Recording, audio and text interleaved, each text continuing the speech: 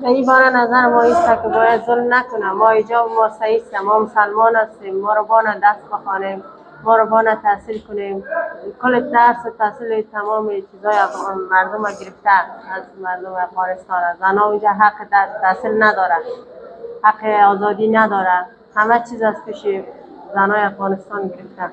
جای امارات اسلامی خواهش دارم که باید زنای افغانستان بانه به وظیفه خود بره، باید بانه دخترها تحصیل کنه، حق تحصیلش ازش نگیرن، اونا تحصیل کنه، اونا وظیفه انجام بده، خصوصا مقابلگی باید بخوانن زنای افغانستان دیگه. خب هر رشته به زن و مرد نیاز داره که باید اونجا کار کنه در افغانستان، ولی زنای افغانستان نمیمونه وظیفه انجام بده.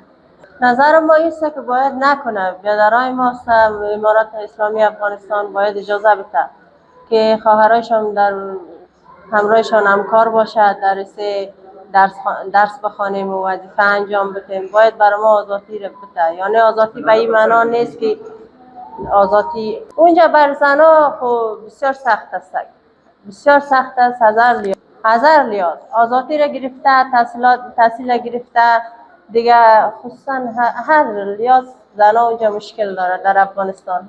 بله، مظاهره کردن هم نمیماند در افغانستان. زنهای افغانستان که وقتی با مظاهره مبراین اونا را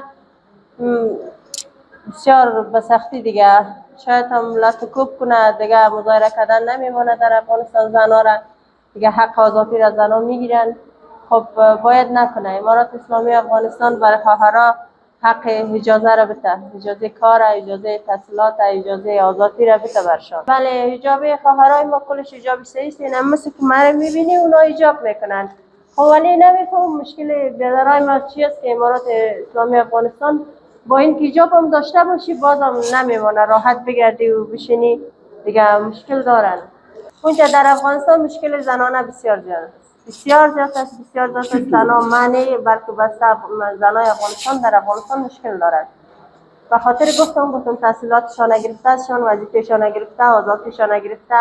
یک زن آزادی میخواید، تحصیلات میخواید دیگه، وظیفه میخواید که برشان نمیمانه. از خانه برآمدن نمیمانه، بدون محرم نمیتونید بیرون برایید. راست به نظر بین الملل که مداخله میکنه که طالبا را نمیمانه که بر مردم آزادی بده یا حق تحصیل بده، همین چیزا. این خود ظلم است، نه نمیکنه ظلم.